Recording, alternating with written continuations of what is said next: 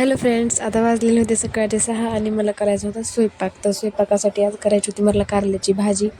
आणि हे कारल्याची भाजी थोडी पण कडू होत नाही. या पद्धतीने जर ट्राय केलं तर थोडी पण भाजी कडू होणार नाही. इथे कारले घेतलेले आहेत मी 7-8 कारले घेतलेले आहेत. आणि याचे जे आहेत आपल्याला छोटे छोटे काप करायचे आहेत, पण थोडे थोडे लांबगे काप करायचे आहेत. ते मी कसे करत आहे तुम्ही बघा. आधी जे आहे अशा कारल्यामधलं जे आहे ते बी काढून घ्यायचं आहे पूर्ण आपल्याला.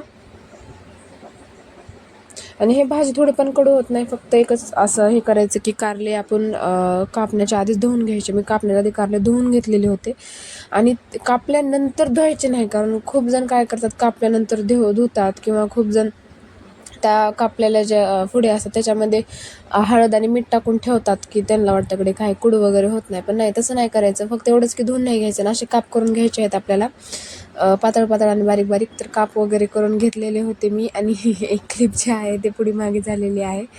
तर इथे जे आहे ते कढई गरम केलेली होती मध्ये मी, आणि लगेच मध्ये टाकलेलं होतं तेल.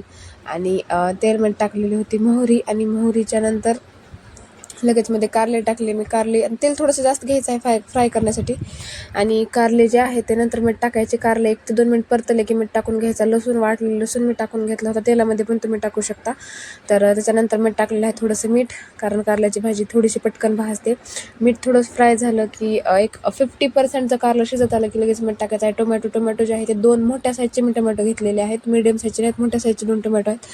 आणि ते टाकून चांगल्या प्रकारे आणखीन फ्राय करून घ्यायचं आहे. जोवर जे आहे टोमॅटो सगळं जे आहे त्याचं मध्ये मिक्स होऊन नाही जात. तर टोमॅटो भाजी जी आहे ती चांगली फ्राय झालेली आहे. लगेच मीठ टाकायचं आहे. रेड चिली पावडर आणि अंबारी मसाला टाकलेला आहे मी. आणि हे टाकून पण चांगल्या प्रकारे मिक्स करून घ्यायचं आहे. चुटकीभर वगैरे जे आहे ते हळद टाकलेली होती मध्ये मी.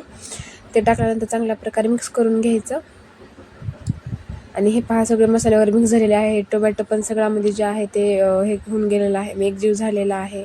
आणि भाजी शिजल्यानंतर मध्ये शेंगदाण्याचं कूट टाकायचं आहे, शेवटून टाकायचं आहे, कारण मग ते शेंगदाण्याचा क्रंचीपणा लागतो.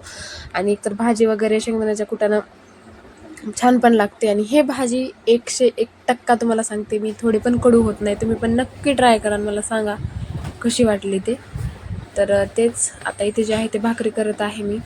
आणि भाकरी टाकल्यानंतर जे आहे ते लगेच मी फ्रेश वगैरे होऊन आंघोळ वगैरे करून जे आहे ते लगेच कॉलेजला गेले. कॉलेजवरून नंतर आले आणि नंतर झोपेच गेलेले होते मी. मग नंतर काही उठायलाच नव्हते मी. संध्याकाळ, आणि संध्याकाळचे आहे ते 6-6:30 तर वाजलेले आहे संध्याकाळचे. आणि मी दुपारी जे आहे ते झोपी गेलेले होते, कारण कॉलेजून आल्यानंतर थोड्या वेळाने झोपी गेले होते. म्हणजे आता थोड्या वेळ 1 ते 1.5 घंटे आधी उठले असेल मी, कारण सर्दी झाली, खूप घसा वगैरे बसलेला आहे, त्याच्याने आवाज पण तुम्हाला वेगळा येत असेल. तर तेच आता उठलेले होते मी. तर म्हटलं एकदा ब्लॉगचे जे आहे ते एंडिंग करावी. तर सकाळची जी भाजी आहे कारल्याची तुम्हाला कशी वाटली मला नक्की सांगा. आणि या पद्धतीने जर भाजी तुम्ही ट्राय केलात तर 101% भाजी कारल्याची कडू नाही होणार, नक्की कडू नाही होणार. तुम्ही पण नक्की जे आहे ते भाजी हे ट्राय करू शकता. आणि मला पण कळवा की तुम्हाला ही भाजी कशी वाटली. आणि भेटूया अशाच पुढच्या छानशा ब्लॉगमध्ये. तर हा ब्लॉग जे आहे ते इथंच एंड करते मी. बाय.